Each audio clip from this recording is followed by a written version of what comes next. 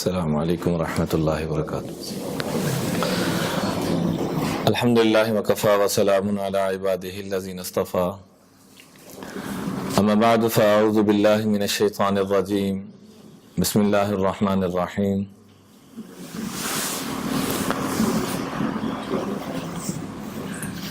من عمل صالحا فلنفسہ ومن اساء فعلیہا، وقال النبی صلی اللہ تبارک و تعالی علیہ وسلم: من طلب قضاء المسلمین حتی یبالہ ثم غلب عدلہ جورہ فلہ الجنہ ومن غلب جورہ عدلہ فلہ النار، او کما قال علیہ الصلاۃ والسلام۔ میرے انتہائی قابل احترام ناظرین، خواتین و حضرات، اللہ جل جلالہ نے صحابہ کرام کو پوری کائنات کے انسانوں کے لیے مشعل راہ بنایا، ان کو رہبر اور رہنما بنایا، جو آقا کریم علیہ الصلاۃ والسلام کے تلامذہ ہیں، شاگرد ہیں، ان سے براہ راست استفادہ کیا، قرآن اترتے دیکھا۔ تو صحابہ کے واقعات سے ہماری رہنمائی ہو جائے، اس کا ایک سلسلہ ہم نے شروع کیا ہوا ہے۔ پچھلی دفعہ ایک واقعہ عرض کیا تھا حضرت سعید بن عامر جحمی رضی اللہ تعالیٰ عنہ کا، کہ بدر کے موقع پہ خبیب بن عدی رضی اللہ تعالیٰ عنہ کو بڑے برے طریقے سے بے دردی کے ساتھ جب شہید کیا جانے لگا تو ان سے پوچھا گیا: اتحب ان یکون مکانک محمد وانت ناج، کہ آپ اس بات کو پسند کرتے ہیں کہ آپ کو نجات مل جائے اور آپ کی جگہ حضور اکرم صلی اللہ علیہ وسلم کو یہاں کھڑا کر دیا جائے؟ تو اس زخمی حالت میں بے دردی کے ساتھ ظلم کیا ہوا اور انتہا پہ پہنچے ہوئے اس حالت میں بھی جذبات سنیے، ہمارے ماں باپ ان پہ قربان ہوں، کیا جذبات تھے ان ہستیوں کے۔ کہنے لگے: وَأَنَّ مُحَمَّدًا يُؤْخَذُ بِشَوْكَةٍ وَاللَّهِ مَا أُحِبُّ أَنْ أَكُونَ آمِنًا وَادِعًا فِي أَهْلِي وَوَلَدِي، میں اپنے بیوی بچوں میں امن و امان کے ساتھ پہنچ جاؤں اور میرے آقا کو صرف ایک کانٹا چبو دیا جائے، اللہ کی قسم میں اس کو بھی نہیں برداشت کر سکتا۔ اور پھر ان کو شہید کر دیا گیا۔ سعید بن عامر رضی اللہ تعالیٰ عنہ اس واقعے کو دیکھ کر کہ اسلام کی کیا محبت ہے ان کے دلوں میں، آقا کی کیا محبت ہے، یہ بھی مسلمان ہو گئے۔ اور غزوہ خیبر کے بعد اور اس کے بعد اس لیول کے وہ اعلیٰ درجے میں پہنچے کہ سیدنا عمر فاروق جیسی ہستی کو وہ نصیحتیں کیا کرتے تھے۔ پچھلے جمعے میں، پچھلے درس میں وہ تفصیلی ساری گفتگو ہوگی تھی۔ اور آخر میں حضرت عمر رضی اللہ تعالیٰ عنہ نے ان کو گورنر بنا کر بھیجا حمص کا، اور کہا: یا سعید انا مولوکا علی اہل حمص، ہم آپ کو گورنر بنا کر بھیجتے ہیں۔ تو واسطہ دے کر منت سماجت کی کہ اللہ کا واسطہ ہے مجھے گورنر مت بنائیں، کسی اور کو بنا دیں۔ آگے سے کہا کہ نہیں، تجھے بنا کر بھیجنا ہے۔ ان سے پہلے ایک شخص اور آیا، حضرت عمر پہلے ان کا سوچ رہے تھے کہ ان کو بنا کر بھیجا جائے، آ کے انہوں نے خود ہی مطالبہ کر دیا کہ وہ سیٹ خالی ہے، مجھے بھیج دیا جائے۔ تو کہا: یا اللہ تیرا شکر ہے کہ اس کا راز کھول دیا، یہ اس قابل نہیں ہے کہ جس میں اپنی طلب ہو کہ مجھے بنایا جائے۔ تو بڑا شکر کے نفل پڑھے اور اللہ سے دعا کی کہ اللہ تو نے مجھے بچا لیا۔ ان کو جب گورنر بنایا گیا تو دوسری درخواست یہ کی کہ اللہ کا واسطہ ہے کہ مجھے میں نے آپ کی بات مان لی، آپ ایک کام کریں کہ مجھے جو عام مسلمانوں کو وظیفہ دیا جاتا ہے، ہر مسلمان کو ایک ضرورت پوری کرنے کے لیے وہی دیا جائے، گورنر ہونے کی وجہ سے، جیسے گورنر پنجاب، گورنر سندھ، تو گورنر ہونے کی وجہ سے مجھے اضافی طور پہ کچھ نہ دیا جائے۔ اللہ کی شان، کچھ عرصے کے بعد ہند سے لوگ آئے تو سیدنا عمر فاروق رضی اللہ تعالیٰ عنہ نے پوچھا: اکتبوا لی اسماء فقرائکم حتی اسد حاجتہم، مجھے اپنے فقیروں کے نام بتاؤ تاکہ ان کی حاجتوں کو، ضرورتوں کو پورا کیا جائے۔ تو جب انہوں نے نام لکھوانا شروع کیے تو 2-3 ناموں کے بعد ایک نام ایسا آیا کہ امیر المؤمنین سیدنا عمر فاروق کی آنکھوں سے آنسو ٹپکنا شروع ہو گئے۔ وہ نام کس کا تھا؟ سعید بن عامر کا، جو اس علاقے کے گورنر ہیں۔ تو عمر فاروق رو رہے ہیں ہزاروں قطار۔ کیا کہہ رہے ہو؟ کہ اللہ کی قسم اس گھر میں ان میاں بیوی کے پاس سوائے ایک دو چادر کے اور ایک دو برتن کے، اور پورے گھر میں کچھ بھی نہیں ہے۔ 1000 دینار بھیجے، یہ واقعہ تفصیلاً پچھلی دفعہ عرض کر دیا تھا۔ اس دینار کو دیکھ کر انا للہ پڑھا تو بیوی نے کیا امات امیر المومنین، کیا سیدنا عمر فاروق فوت ہو گئے؟ کہ نہیں، بل اعظم من ذالک، اس سے بھی بڑا حادثہ ہو گیا۔ تو کہا اصیب المسلمون فی بقعۃ، کیا مسلمانوں پہ کوئی بڑی مصیبت ٹوٹ پڑی ہے؟ کہا نہیں، بل اعظم من ذالک، اس سے بھی بڑا کام ہو گیا۔ تو بیوی کے ذہن میں اور دو چار جو باتیں تھی وہ کر کے کہنے کہ ہوا کیا، کچھ بتائیں سو صحیح۔ فما دخلت علی الدنیا لتفسد آخرتی، دنیا ہمارے اوپر داخل ہو گئی ہے، دنیا ہمارے اوپر چڑھ گئی ہے اور ہماری آخرت کو برباد اور خراب کرنا چاہتی ہے، کیا تو اس میں میری معاونت کرے گی؟ اچھا، بیوی کو نہیں پتا کہ 1000 دینار آج کے کئی کروڑوں بنتے ہیں، 1000 دینار گھر میں آیا ہوا، بیوی کو نہیں پتا اس معاملے کا۔ وہی اللہ تدری من امر الدناری شیئا، اس کو نہیں پتا۔ کہا کیوں نہیں کروں گی؟ کہا یہ 1000 دینار آ گئے، دنیا ہمارے پاس آ گئی ہے۔ تو سارا غریبوں میں، یتیموں میں، بیواؤں میں 1000 کے 1000 دینار خرچ کر دیے، اپنے پاس 1 دینار بھی نہیں چھوڑا۔ ایک پہلو یہ بھی بنتا ہے۔ اس واقعے سے 6 سبق حاصل ہوتے ہیں، اس میں سے آج ایک عرض کریں گے، باقی انشاءاللہ اگلے دروس میں عرض کریں گے کہ انسان کو امارت کا، عہدے کا طلبگار نہیں ہونا چاہیے۔ انسان کو عہدے کا، مجھے فلاں بیج لگ جائے، میرے نسبت کے ساتھ فلاں نام لگ جائے۔ حدیث پاک میں آتا ہے من طلب الدنیا حلالا، رزق حلال کماتا ہے، زکوٰۃ بھی نکالتا ہے، صدقہ خیرات بھی دیتا ہے، بیچ میں بیماری کیا گھسی ہوئی ہے، مرائیاً مفاخراً مکاثرا، میں سب سے بڑا شہر سیالکوٹ کا مالدار بن جاؤں، میری واہ واہ ہو جائے، میرا چرچا ہو جائے، میرے پاس مال ہو، پتہ لگے کہ فلاں صاحب جا رہے ہیں، تو فرمایا لقی اللہ وہو علیہ غضبان، یہ 100% حلال کمانے والا، زکوٰۃ نکالنے والا، صدقہ خیرات کرنے والا، جب اللہ سے کل قیامت میں ملاقات کرے گا، اللہ اس کے چہرے کو دیکھیں گے بھی نہیں۔ اس کے مقابلے میں کروڑوں نہیں، اربوں خربوں ڈالر کمانے والا، لیکن نیت کیا ہے؟ استعفافاً عن المسئلہ، سوال سے بچ جاؤں، وسعیاً علی اہلہ، بیوی بچوں پہ خرچ کروں، ان کی حقوق میرے ذمہ ہیں، وتعطفاً علی جارہ، اپنے دائیں بائیں والوں کا خیال اور احساس کرنے والا بن جاؤں، جو کہ ہم بالکل بھول چکے ہیں۔ تو میں جو ان 3 نیتوں سے کمائے گا، لقی اللہ، یہ جب اللہ سے کل ملاقات کرے گا، ووجہہ کالقمر لیلۃ البدر، تو چہرہ یوں چمک رہا گا جیسے 14ویں کا چاند چمکتا۔ نبی کریم صلی اللہ علیہ وسلم، آج ہم عمارت کا طلب کرنا، اس کی مذمت، اور اگر ذمہ داری آ جائے تو کیا کرنا چاہیے، اس پر کچھ گزارشات عرض کریں گے۔ اللہ تعالیٰ مجھے، آپ کو، پوری امت کو اس پر عمل کرنے کی توفیق عطا فرمائے۔ عبد الرحمن بڑے مشہور صحابی ہیں، ان سے نبی کریم صلی اللہ علیہ وسلم نے فرمایا، قال النبی عبد الرحمن رضی اللہ تعالیٰ عنہ لا تسأل الامارہ، عبد الرحمن کبھی عمارت کا مطالبہ نہ کرنا، کبھی پریا پنچایت کے وڈوں کی چکروں میں مت پڑنا، جج، وکلاء اور وزارتیں، فلاں صدر، فلاں چیز، فلاں عہدہ، فلاں چیز، اس کا مطالبہ کبھی نہ کرنا۔ کیوں؟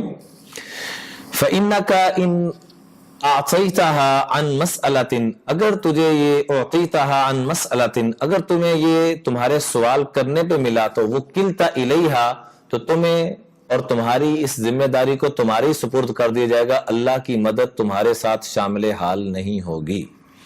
وَإِنْ أُعْطِيتَهَا عَنْ غَيْرِ مَسْأَلَةٍ، اور اگر بغیر سوال کے اللہ نے تمہیں عطا کر دیا، فَأُعِنْتَ إِلَيْهَا، تو پھر سمجھ لو کہ اللہ کی معاونت اور مدد بھی تمہارے ساتھ ہوگی۔ آج چونکہ عمومی فضا ہی یہ بن چکی ہے کہ مطالبہ اندر کا جذبہ کہ میرا نام ہو، میری وڈو ہو، میں اس کا بڑا بنوں، میں بڑے خیر کے کام کروں گا، جب یہ چیزیں آ جاتی ہیں تو پھر اللہ کی مدد بیچ میں سے نکل جاتی ہے۔ اس لیے آج ہمارے ملک کا بھی اوپر سے لے کر نیچے تک ہر شعبے میں دیکھ لیں، برادریوں کو دیکھ لیں، گھروں کے نظاموں کو دیکھ لیں، ہر شعبے کے اندر تباہی اور بربادی آ چکی ہے، کیونکہ اللہ کی مدد جب بیچ میں سے نکل گئی، برکت بیچ میں سے نکل گئی، تو یہاں پر نظام کو کیسے ہم چلا سکیں گے جب اللہ کی مدد ہی نہیں ہے، اللہ کا فضل ہی شامل حال نہیں ہے، پھر کیسے چلائیں گے؟ بے شک انسان جتنے مرضی بڑے سنہری حروف میں لکھ کے لگاتا رہے، ہذا من فضل ربی، یہ میرے رب کا میرے اوپر بڑا فضل ہے، کرم ہے، نہیں میرے عزیزو یہ تو قیامت میں پتہ چلے گا۔ ابھی کچھ دن پہلے ہمارے محترم خواجہ آصف صاحب جو ہمارے وزیر دفاع بھی ہیں ملک کے، پی ٹی آئی کے ساتھ ان کا کوئی الیکشن ہوا، اس سے وہ جیت گئے، تو وہاں کچھ موقع ملا گفتگو کرنے کا، تو 5-7 ہزار کا مجمع بھی تھا، میڈیا بھی سارا آیا ہوا تھا۔ میں نے کہا خواجہ صاحب یہ ساری دنیا آپ کو مبارکباد دینے کے لیے آئی ہے، لیکن اللہ کی قسم مبارکباد کا پتہ کل قیامت کے دن چلے گا کہ آپ مبارکباد کے مستحق تھے یا کسی اور شے کے مستحق تھے، کیونکہ سیدنا علی رضی اللہ تعالیٰ عنہ فرماتے ہیں فَسَوْفَ تَرَى إِذَا انْكَشَفَ الْغُبَارُ أَفَرَسٌ تَحْتَ رِجْلِكَ أَمْ حِمَارُ، ان قریب جب یہ دنیا کا گرد چھٹ جائے گا تو پتہ چلے گا گھوڑے پہ سوار تھے کہ گدھے پہ سوار تھے۔ یہ تو کل قیامت میں جب گرد چھٹے گا پھر پتہ چلے گا کہ میں کہاں پر تھا اور میں اپنے آپ کو کیا سمجھتا رہا۔ تو بہرحال میرے عزیزو، ہمیں آخری دم تک اپنے آپ کو خوف خدا کے اندر مصروف اور مطالبہ اور جذبہ اندر یہ پیدا نہیں کرنا چاہیے، اور اگر آ رہا ہے تو اس پہ استغفار کریں، کیونکہ علویت العظمت والکبریاء ردائی، عظمت اور تکبر یہ اللہ کی چادر ہے، جو اللہ سے چھینے گا اللہ اس کو ذلیل و خوار کریں گے، نیست و نابود فرمائیں گے۔ دوسری حدیث میں فرمایا من طلب قضاء المسلمین حتی یبالہ ثم غلب عدلہ جورہ، جس نے اس چیز کا مطالبہ کیا اللہ نے اس کو عطا کر دی، طلب تھی کہ میں مسلمانوں کے کام آؤں، ایک پہلو یہ بھی ہے، ثم غلب عدلہ، اس کا عدل غالب آ گیا کس چیز پر؟ جورہ، اس کے ظلم اور ستم پر، تو فلہ الجنہ، عدل زیادہ تھا ظلم بہت تھوڑے تھے، تو فرمایا فلہ الجنہ، 50 سے 51 پہ بھی آگے نا کہ عدل زیادہ ہوتا گیا ظلم تھوڑے ہوتے چلے گئے تو اللہ ریاتی نمبروں پہ بھی پاس کر دے گا۔ لیکن اگر خدا نہ خواستہ ومن غلب جورہ عدلہ فلہ النار، اگر ظلم زیادتی غالب آ گئی عدل غالب نہ آیا تو فلہ النار، تو فرمایا اس کے لیے دوزخ ہے۔ بلکہ ایک دوسری حدیث میں فرمایا جس شخص نے ظالم کی پشت پناہی کی، اس کو سپورٹ دی، اور من مشا مع ظالم وہو یعلم انہ ظالم، اس کو پتہ بھی ہے کہ یہ ظالم ہے، ظلم زیادتی کر رہا ہے، پھر بھی اس کی سپورٹ کر رہا ہے، کس بنیاد پر؟ کہ میرا دوست ہے، میرا ووٹر ہے، میرا سپورٹر ہے، میرا تعلق والا ہے، تو فرمایا قد خرج من الاسلام، تو یہ ظالم انسان دار اسلام سے فارغ ہو جائے گا۔ ایک طرف یہ پہلو دیا کہ ان من جلال اللہ اکرام ذی السلطان المقسط، کہ اگر کوئی انسان دنیا میں رہتے ہوئے اللہ کو سلام کرنا چاہتا ہے، اللہ کا اکرام کرنا چاہتا ہے، تو کیا کرے؟ ایسا شخص جو ظلم کر سکتا ہے نہیں کرتا، عدل کرتا ہے، تو ایسے بندے کو سلام کرنا ایسے جیسے اللہ کو سلام کرنا۔ امام بخاری رحمۃ اللہ نے اس حدیث کو ذکر کیا۔ اعلام سنن میں علامہ ظفر عثمانی رحمۃ اللہ نے بڑی عجیب بات ذکر کی ہے کہ ان طلب الامارۃ والحکومۃ لحب المال والریاست حرام، کہ امارت اور حکومت کا طلب کرنا مال کے بلبوتے پر یا اپنی وڈوں کے بلبوتے پر، یہ طلب کرنا حرام ہے۔ اس کے مقابلے میں فرمایا سواء کان بالقلب وحدہ او باللسان، چاہے یہ زبان پہ الفاظ ہوں چاہے دل کے اندر یہ جذبہ ہو کہ مجھے یہ وڈو مل جائے، میں اس پریا پنچایت کا بڑا بن جاؤں، میں اس ملک کا بڑا بن جاؤں، میں اس علاقے کا، جس کے اندر کا یہ جذبہ ہو یا اس کی زبان پہ یہ الفاظ ہوں، تو فرمایا یہ حرام ہے، یہ حرام ہے، یہ حرام ہے۔ اس کے مقابلے میں وَأَمَّا طَلَبُهَا لِإِرَادَةِ إِصْلَاحِ بَيْنَ النَّاسِ وَإِقَامَةِ الْعَدْلِ فِيهِمْ، اگر یہ اندر کا جذبہ ہوا کہ میں عدل کو قائم کروں، لوگوں کے درمیان اصلاح کا پہلو لے کے آؤں، لوگوں کے کام ہو، یہ اندر کا بھی جذبہ ہو، زبان پہ بھی اپنی وڈوں کا کوئی چکر نہ ہو، تو فرمایا والقضاء بالحق، اور حق کی بنیاد پہ فیصلے کیے جائیں، دائیں بائیں والوں کو نہ دیکھا جائے کہ مجھے آرڈر کس کا آ رہا ہے۔ آج بھی میری بات ہو رہی تھی، مجھے بڑا اچھا لگتا ہے اس بندے سے بات کر کے، ان کی عظمت کو سلام پیش کرتا ہوں۔ چیف کلیکٹر کسٹم ہے ڈاکٹر زاہد کھوکر صاحب، یہ سی ایس ایس میں بھی پورے پاکستان میں انہوں نے ٹاپ کیا، اور ماشاءاللہ اس وقت 21ویں 22ویں گریڈ کے آفیسر ہیں۔ آج بھی 10-15 منٹ سے بات ہوئی، میں نے کہا جی مجھے جہاں موقع ملتا آپ کا ذکر ضرور کرتا ہوں، کہا جی آپ کی محبت ہے، آپ کی شفقت ہے، میں کہا جی آپ اس قابل ہیں کہ آپ کو سلام بھی پیش کیا جائے اور آپ جیسے لوگوں کے تذکرے بھی کیے جائیں کہ آج بھی ایسے لوگ موجود ہیں کہ جو مجھے ایک دفعہ اکیلے بیٹھے ہوتے نا، مطلب میڈیا پہ جا کے چونکہ بڑا ہی پیار کرتے ہیں، ایک دفعہ اکیلے میں اور وہ میں گاڑی چلا رہا تھا، میرے ساتھ بیٹھے ہوئے تھے تو آنکھوں میں آنسو، کہنے لگے مولانا بعض دفعہ ایسا بھی ہوتا ہے کہ مہینے کے آخر میں 100 روپے بھی جیب میں بعض دفعہ نہیں ہوتا، 100 روپے چیف کلیکٹر کسٹم، چیف کا جب نام آ جاتا ہے تو چیف آف آرمی سٹاف فلاں کا چیف، لیکن رب کعبہ کی قسم جو میرا دل مطمئن ہے، میرے پاس الفاظ نہیں ہے کہ میں کتنا مطمئن ہوں۔ اللہ تعالی ہمیں بھی اس کا کوئی ذرا نصیب فرمائے۔ تو فرمایا اگر عدل کو، اقامت حق کو اور قضاء حق کو قائم کرنے کے لیے یہ طلب کرتا ہے تو پھر یہ جائز ہے۔ جائز کہا ہے، یہ نہیں کہا کہ ضروری ہے تم بیچ میں گھسو۔ میں 2-4 مثالیں دوں گا جو ہم کہتے ہیں جی میں آ کے یہ کروں گا، اور جو میرے آپ سے نہیں پوری کائنات میں چند شخصیات ہی آگے ان کے نام آ رہے ہیں، میں عرض کرنے لگا ہوں کہ میں آپ کیا پوری دنیا جو اس وقت موجود ہے مل کر ان کے پاؤں کی خاک تک نہیں پہنچ سکتے۔ عبداللہ بن عمر اور امام ابو حنیفہ رحمۃ اللہ علیہ اور بڑی بڑی ہستیاں آگے، میں ان کے کچھ واقعات عرض کرنا چاہوں گا اگر وقت نے اجازت دی تو۔ ان کے پاس یہ ساری چیزیں آتی تھی، اور امام ابو حنیفہ رحمۃ اللہ علیہ کے تو متعلق آتا ہے کہ 3 دن کوڑے کھاتے رہے، فرمایا میں اس اہل نہیں ہوں کہ میں اس وزارت کو اور اس عہدے کو سنبھالوں۔ کیا میں اور آپ ان سے زیادہ پاک اور صاف ہو چکے ہیں؟ اجی کڑم کر کے ہم بلایا بھی نہ، پھر بھی کہنے ہیں کہ مناس پنچایت دا بڑا بناؤ، مناس ملک دا، مناس شہر دا۔ فرمایا جب یہ بندہ کر لیتا ہے تو یہ اللہ کی مدد سے ہٹ جاتا ہے، اپنے ہی معاملات آپ ہی کلے کھیڑی جاتا ہے۔ جیسے ایک انسان سائیکل پر جائے اور ایک آدمی جہاز پہ جائے، دونوں میں کوئی فرق ہے کہ نہیں؟ ایک آدمی پیدل جا رہا ہے، ایک آدمی جہاز کی سپیڈ سے جا رہا ہے۔ اللہ کی مدد لینے والے کی مثال میں اپنے سادہ الفاظ میں، جیسے جہاز کی سپیڈ بلکہ اس سے بھی کروڑوں گنا بڑھ کے، اور جب اللہ کی مدد بیچ میں سے ہٹ گئی، اپنا من بیچ میں آ گیا تو ایسے ہی جیسے پیدل دوڑ لگا رہا ہے، تو پیدل کہاں تک جائے گا یہ؟ اس لیے فرمایا قال النبی صلی اللہ علیہ وسلم انکم ستحرسون علی الامارہ، ایک وقت آئے گا کہ تمہیں بڑا شوق آئے گا کہ مجھے امارت مل جائے، میں بڑا بن جاؤں۔ فرمایا وستکون ندامۃ یوم القیامہ، کان کھول کے سن لو یہ قیامت میں سوائے حسرت اور ندامت کر کچھ بھی نہیں ہوگا۔ اور فنعمت المرضعہ وبئست الفاطمہ، امام بخاری رحمۃ اللہ نے اس حدیث کو ذکر کیا ہے۔ فرمایا دودھ پلانے والی بڑی اچھی لگتی ہے، وبئست الفاطمہ، فاطمہ کہتے ہیں دودھ چھڑانے والی کو، دودھ چھڑانے والی بڑی بری لگتی ہے۔ کیا مطلب؟ کہ کل قیامت کے دن جب یہ ساری نعمتیں اور یہاں کے پروٹوکول جب چھڑا دی جائیں گے، کچھ اور ملے گا تو ندامت نہیں ہوگی، تو اور کیا ہوگا؟ یہاں یہ پروٹوکول اور یہ لیول، اور کل قیامت میں وَامْتَازُوا الْيَوْمَ أَيُّهَا الْمُجْرِمُونَ، تو کیا کرو گے سوائے فَتَكُونُوا نَدَامَةً يَوْمَ الْقِيَامَةِ۔ جس بندے کے اندر یہ اندر کے جذبات کی بات ہے، یہ اندر کے اوپر فیصلے ہوں گے۔ ہر انسان خود جانتا ہے کہ میں کیا کر رہا ہوں اور میرے اندر کیا جذبہ ہے اور کیا ہونا چاہیے۔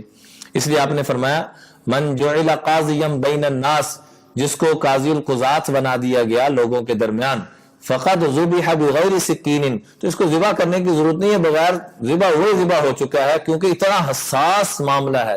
اس لیے صحابہ کرام تو نماز پڑھانے سے بھی گھبرایا کرتے تھے کہ میں اس اہل نہیں ہوں، میں اس قابل نہیں ہوں، مجھے مصلی رسول پہ، امامت رسول پہ اور مصلی پہ نماز کے لیے نہ بلایا جائے۔ اور ایک میں اور آپ ہیں کہ ہم اتنے مطمئن ہیں کیونکہ ہمارے نفس بہت زیادہ پاک ہو چکے ہیں نا، ان سے بھی زیادہ پاک ہو چکے ہیں، نعوذ باللہ من ذالک۔ اس لیے فرمایا من طلب القضاء وکل الی نفسہ، جو مطالبہ کرتا ہے اللہ اس کے حوالے کر دیتے ہیں۔ اور ومن اجبر علیہ نزل علیہ ملک یسددہ، اور جس کو اللہ کی طرف سے مقرر کیا جاتا ہے، کوئی عہدہ ملتا ہے، اس کا اپنے اندر کا مطالبہ اور جذبہ نہیں ہوتا کہ میری وڈو ہو، میں ہوں، تو پھر فرمایا ایسے خوبصورت اور خوش قسمت انسان کے ساتھ اللہ کی مدد بھی ہوتی ہے، جس کے اپنے اندر یہ جذبہ اور مطالبہ نہ ہو کہ میں اس ادارے کا بڑا بنوں یا میں اس علاقے کا بڑا بنوں، لیکن اللہ اس کو بنا دیتے ہیں اس کے بغیر جذبے کے، بغیر ارادے کے۔ تو نزل علیہ ملک یسددہ، تو اللہ ایسا فرشتہ بھیجتا ہے جو مستقل اس کی رہنمائی اور رہبری کرتا رہتا ہے۔ ابو موسیٰ اشعری بڑے مشہور صحابی ہیں رضی اللہ تعالی عنہ۔ ایک دفعہ آقا کریم علیہ الصلوۃ والسلام کے پاس 2 ساتھیوں کو لے کر آئے، اور ایک آپ کے دائیں کھڑے ہو گئے، ایک آپ علیہ الصلوۃ والسلام کے بائیں کھڑے ہو گئے۔ تو آپ نے اور سأل العمل، وزارت کا مطالبہ کیا کہ ہمیں کسی عہدے پہ نافذ کیا جائے اور ہمیں کسی عہدہ ہمارے حوالے کیا جائے، تو آپ علیہ الصلوۃ والسلام نے فرمایا ما تقول یا ابو موسیٰ، ابو موسیٰ آپ کیا کہتے ہو؟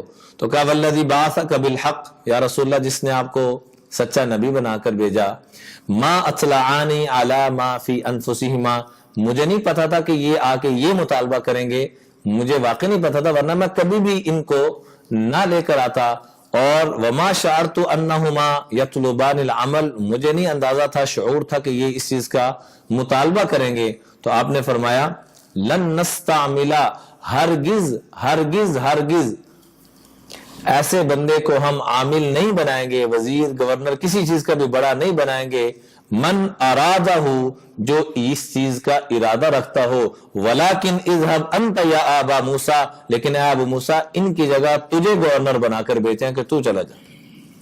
یہ اس قابل نہیں ہے، جن کے اپنے اندر کا یہ جذبہ ہو، اپنے اندر کا یہ مطالبہ ہو، تو ایسے شخص کو، ایسے انسان کو یہ اس قابل نہیں ہے۔ حضور علیہ الصلوۃ والسلام نے لن، عربی زبان میں یہ بات قرآن پاک میں آپ کو لن نؤمنا بڑی دفعہ آپ کو یہ ملے گا کہ ہرگز ہرگز تاکید، نفی کی تاکید کے لیے استعمال ہوتا ہے کہ کبھی بھی ممکن نہیں۔ تو آپ نے فرمایا لن نستعملا، کبھی بھی ہم ایسے بندے کو عامل یا بڑا نہیں بنائیں گے۔ یہ حضور اسلام کی دلی تمنا اور آرڈر ہے پوری امت کے لیے کہ ایسے بندے کو کبھی بڑا نہ بنانا جو اپنے اندر یہ جذبہ یا ارادہ رکھتا ہو۔ صحابہ میں سے کہیں نہیں اس چیز کا، یہ صحابہ ہی ہے نا، ان سے پاکیزہ تو آج کے مسلمان نہیں ہو سکتے۔ آپ کہیں گے ہمیں کرنا کیا چاہیے؟ رو رو کے اللہ سے مانگنا چاہیے اور کوشش کرنی چاہیے کہ اللہ تعالیٰ ہمارے ہاں اور پوری امت کے اندر اسلامی نظام کو نافذ کرے۔ رب کعبہ کی قسم، اسی کے اندر برکتیں ہیں، اسی کے اندر خیریں ہیں۔ اس کے علاوہ ہٹ کے دیکھ لیں جو پوری دنیا کی حکمرانی کر رہے ہیں، کیا وہ سکھی ہیں؟ تو جواب ملے گا نفی میں۔ اگر سکھ میں ہوں تو خودکشیاں اتنی زیادہ کیوں ہوں؟ سکھ نہیں ہے۔ جب تک اللہ والے بنائے ہوئے نظام کو، چاہے مسلمان چاہے غیر مسلم، جب تک اس کو نہیں اپنائیں گے ہمیں سکون، چین، اطمینان نہیں ملے گا۔ اس لیے حسن بصری رحمۃ اللہ علیہ فرماتے ہیں کہ جو بغیر مطالبے کے، بغیر طلب کے، اس کا اندر کوئی جذبہ نہیں، اللہ نے اس کو کسی فیکٹری کا بڑا بنا دیا، کسی علاقے کا بڑا بنا دیا، ملک کا بڑا بنا دیا، تو کان کھول کے سن لو، اس کی فضیلت بھی بہت زیادہ ہے۔ اندر کوئی طلب نہیں، مطالبہ نہیں، کسی سے پریشر نہیں لیتا، جو اللہ کا حکم ہے، آقا علیہ الصلوۃ والسلام کی سنت مبارکہ اس کو فالو کرتا، اس کو لے کے چلتا ہے۔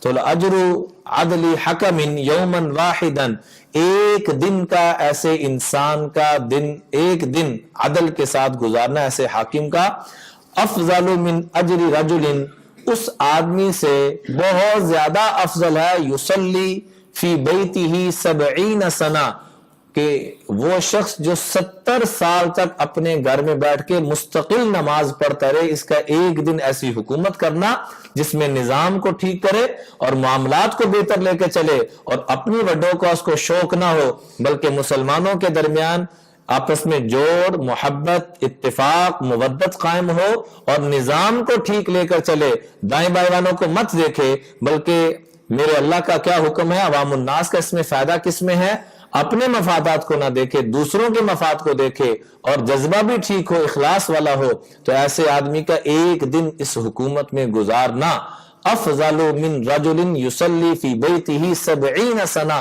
70 سال سے مراد یہ ہے کہ ساری زندگی کی عبادت ایک طرف اور اس انسان کا ایک دن گزارنا ایک طرف ہے، بشرطے کہ اخلاص اور للہیت ہو، کوئی دائیں بائیں اور پریشر کو نہ دیکھا جائے۔ میں جس بندے کی تعریف کر رہا تھا، ویسے تو حکم یہ ہے کہ زندوں کی تعریف مت کریں، تعریف کرنی ہے تو من کان منکم مستنن فلیستن بمن قد مات، تو ان کی کریں جو دنیا سے جا چکے ہیں، اور فرمایا وہ کون ہیں، اولئک اصحاب محمد۔ حضور صلی اللہ علیہ وسلم نے اس حدیث کی طرف اشارہ فرمایا، عبداللہ ابن مسعود اس کو راوی ہیں، فرمایا وہ اصحاب محمد ہیں، حضور کے صحابہ ہیں، ان کی مثالیں اور ان کو دیں۔ لیکن آج کے دور میں ہم کہتے ہیں آج کے دور میں کیا کریں، تو اللہ نے کچھ لوگوں کو آج کے دور میں بھی، کل بھی ایک شخص کے بارے میں ذکر ہو رہا تھا، ہمارے سیالکوٹ میں ہی پولیس افسر ہیں، اور اکثر ہی اللہ کے فضل و کرم سے کھٹے لائن لگے رہتے ہیں۔ کس وجہ سے؟ کہ نہ وہ ڈی پی او کے پریشر کو لیتے ہیں، نہ وہ کسی اور کے پریشر کو لیتے ہیں، نہ آئی جی کے پریشر کو لیتے ہیں، وہ دیکھتے ہیں کہ اللہ کا پریشر کیا ہے، میرے اللہ کا آرڈر کیا ہے، میرے اللہ کا حکم کیا ہے، ان کی عظمت کو سلام ہے۔ ایسے چند لوگ بھی آ جائیں تو اللہ کی قسم معاشرے سے ساری گندگیاں ختم ہو جائیں، اور ایسوں کو چند لوگ پسند کرنے والے ان کے لیے دعائیں کرنا شروع کر دیں۔ ہم اور کچھ نہیں کر سکتے، کم از کم دعائیں کرنا شروع کر دیں، محنت اور کوشش شروع کر دیں، اور جہاں جہاں ہمارا بس چلتا ہے وہاں ذہن سازی کرنا شروع کر دیں، اور جہاں تک یہ پوری دنیا میں جہاں تک بھی لوگوں تک یہ میسج پہنچ رہا ہے ان سے بھی درخواست ہے کہ آگے اس بات کو پھیلانا شروع کر دیں، کیونکہ حسن بصری رحمۃ اللہ علیہ نے عجیب بات فرمائی کہ ان اللہ اخذ علی الحکام ثلاثا، کہ جو جہاں پر بھی بڑا بنے اسے 3 چیزوں کا اللہ کا مطالبہ ہے کہ 3 چیزیں اپنے اندر لے آئے، اللہ کی مدد اس کے ساتھ ہوگی، اللہ کا فضل اس کے ساتھ ہوگا۔ سب سے پہلی چیز فرمائی جس کا قرآن پاک میں ذکر بھی ہے، یا داود انا جعلناک خلیفۃ فی الارض فاحکم بین الناس بالحق ولا تتبع الہوی۔ اے داود، آپ کو لوگ، یہ سلیمان علیہ السلام کے والد محترم ہے، سلیمان بن داود، اللہ نے اتنی بڑی حکومت دی کہ جس کی مثالیں دی جاتی ہیں۔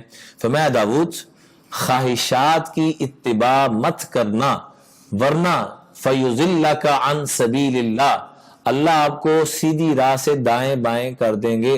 نبی کے والد کو یہ کہا جا رہا ہے، خود بھی نبی، بیٹا بھی نبی، حالانکہ اللہ کی قسم اٹھا کے کہا جا سکتا ہے کہ وہ خواہشات پہ چلنا تو دور کی بات ہے، سوچنا بھی ممکن ہے، کیونکہ وہ نبی ہیں، اللہ کی براہ راست ان کے ساتھ مدد ہے، فضل ہے، لیکن کچھ خطابات انبیاء کو ہیں، لیکن بتایا کس کو جا رہا ہے؟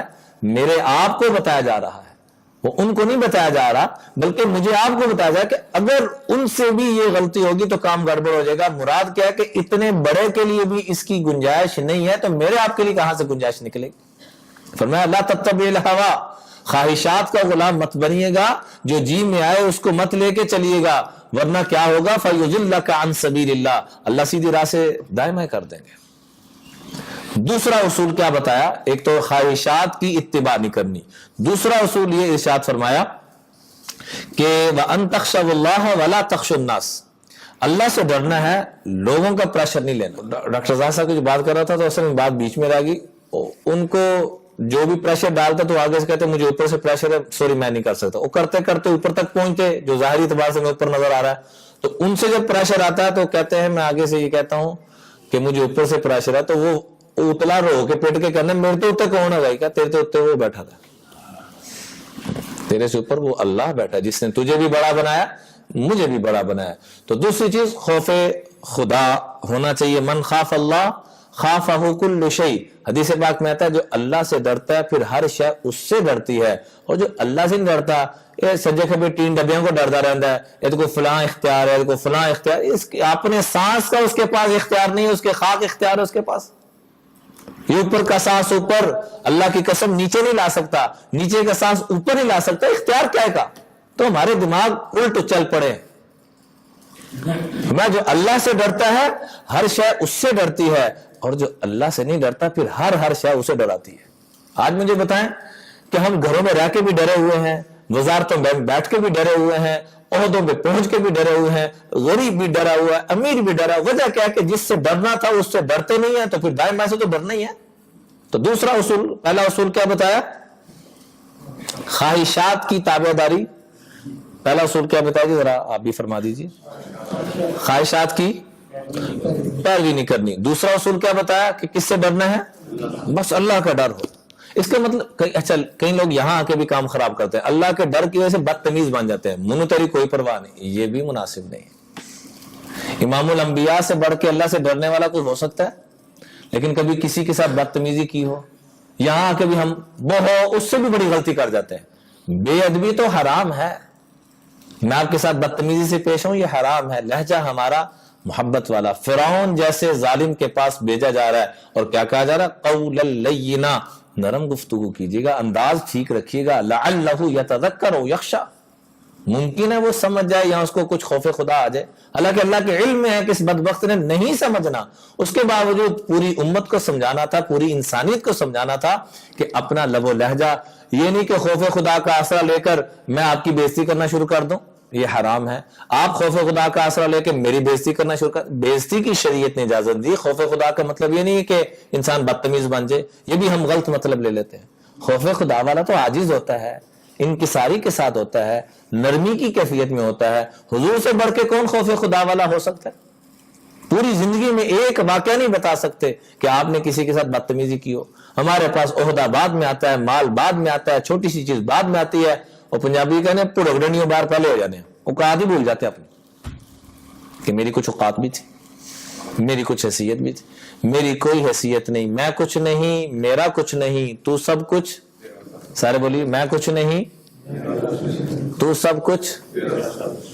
اس کو تسبیح پھیرا کریں اگر واقعی دلی سکون لینا ہے. باقی ٹوپی ڈرامے یہ یقین کریں کھلکھلاتے کہہ کے نظر آئیں گے, اندر سے جیسے دھیمک لگی ہوتی نا کسی عمارت کو, کھوکھلا نظام, وہ نظام ہو چکے ہیں. ہمیں نظر آ رہا ہے بڑی خوشیاں, بڑے موجیں, بڑے مزے, اور اندر سے کباڑا ہو چکا ہے. اللہ ہم سب کو دھوکے کی زندگی سے نکلنے کی توفیق عطا فرمائے. تو دو باتیں ہوگی, ایک تو خواہشات کی تابعداری نہیں کرنی, دوسرا اللہ سے ڈرنا ہے, اور تیسرے نمبر پہ فرمایا کہ وَلَا تَشْتَرُوا بِآيَاتِي ثَمَنًا قَلِيلًا, یہ چھوٹی چھوٹی قیمتیں وصول کر کے اپنی آخرت کو برباد مت کرو. چھوٹی سی رشوت لے لی, فرمایا پوری دنیا بھی رشوت میں مل جائے, ظلم زیادتی میں مل جائے, تو لا تشتروا بآیاتی, ہمارے دین کو مت بیچنا, اپنے ایمان کو مت بیچنا. اللہ کے دین کو کیا بیچنا, اپنے ایمان کو مت بیچنا. پکے رہ جانا, ڈٹ جانا, برکت والا لے لینا 1 روپیہ, وہ اس کروڑ ارب خرب ڈالر سے اللہ کی قسم 1000 گنا نہیں, کروڑ گنا نہیں, جہاں گنتی ختم ہوتی اس سے بھی زیادہ بہتر ہے. یہی اولاد میری آپ کی تابعدار, فرما بردار, آنکھوں کی ٹھنڈک کا سامان بنے گی. اللہ مجھے بھی رزق حلال کی توفیق دے, اللہ آپ کو بھی دے, اللہ پوری امت کی جو غلطیاں ہوگی اللہ وہ معاف فرما دے, آئندہ کے لیے بچنے کی توفیق عطا فرمائے. اور اپنے بڑوں کے واقعہ ضرور پڑھیں. عبداللہ بن عمر, بڑے بڑے صحابہ اور محدثین کا اتفاق ہے کیا کہ آپ علیہ الصلوۃ والسلام کی جب بات کوئی عمل کی آ جائے تو سب کی رائے ایک طرف ہو اور عبداللہ ابن عمر کی رائے کو ترجیح دی جائے گی. اتنی بڑی ہستی ہیں, محدثین کا اتفاق اس بات پر. ان کو عہدہ پیش کیا گیا, بھائی میں معذرت چاہتا ہوں, مجھے نہیں چاہیے. بڑا اصرار کیا آپ کو فلاں علاقے کا, مجھے عام مسلمان ہی رہنے دو. آپ کے ذہن میں سوال ہوگا پھر بڑھانا کنوں ہے؟ جب ہمیں یہ جذبہ پیدا ہو جائے گا پھر اللہ ویسے دے بھی دے گا. پہلے آئے تھے لائیے ایک سوال تو پورا کر لیے, اسی ایک پورا کر دیں دوجے والے پاسے ٹور پہنے, دو تو پہلے کر لی, 4 بھی نکل آئے گا. اسی 2 کر دے کو نہیں, 4 پہلے کڈنے چکنا چ پائی جانے, ایک تے ایک 4 کڈنے پیسے. ہاں جی, ایک تے ایک 4 کدی ہویا جی, 2 تے 2 4 ہوتا نا. تو ہم 2 اور 2 پہلے پورا کر لیں, اور وہ کیا کر لیں کہ اپنے آپ کو برابر کر لیں, اپنے آپ کو ٹھیک کر لیں. اللہ کے فضل و کرم سے اللہ تعالیٰ اس کی برکت سے ہمیں ایسے حکمران بھی دے گا, اور ہم میں سے جو یہاں بیٹھے جن کو اللہ نے یہ عہدے نسبتیں عطا فرمائی ہیں, اللہ ان کو بھی اپنی پوری رہنمائی عطا فرمائے گا اگر یہ 3 جذبے اپنے اندر پیدا کر لیں کہ خواہشات کی غلامی نہیں کرنی, اللہ کا ڈر لے کر چلنا, کسی کا پریشر لے کر نہیں چلنا, اور تیسرے نمبر پہ رشوت, ظلم, زیادتی, ان چیزوں سے اپنے آپ کو بچانا ہے. امام ابو حنیفہ رحمۃ اللہ علیہ کو 3 دن تک کوڑے پڑتے رہے اور کہا مجھے اپنے ساتھیوں کے ساتھ مشورہ کر لینے دو. تو مشورہ کے لیے آئے تو ساتھی کہنے کہ امام ابو یوسف جیسی ہستی کہ حضرت بن جائیں, کوئی حرج نہیں ہے. امام یوسف قاضی القضات کا اللہ نے جن کو ملکہ بھی عطا فرمایا اور اللہ نے بڑے خیر کے کام لیے, تو امام اعظم ابو حنیفہ جیسی ہستی آگے سے پتہ کیا جواب دیا؟ فرمایا ارائیت لو امرت ان اعبر البحر ساحتا, تیرا کیا خیال ہے بغیر کشتی کے اگر مجھے سمندر میں پھینک دیا جائے تو اکنت اقدر علی, تو کیا میں اس سمندر کے ایک ساحل سے دوسرے ساحل تک چلا جاؤں گا؟ یہ کون کہہ رہے ہیں؟ امام ابو حنیفہ, جن کے شاگرد 1000 سال تک مکہ مکرمہ میں نماز پڑھاتے رہے ہیں, 1000 سال تک ان کے شاگردوں کا اللہ نے وہاں نظام بنایا. اتنا بڑا فیض اللہ نے پھیلایا پوری دنیا کے اندر. وہ ہستی کیا کہہ رہی ہیں؟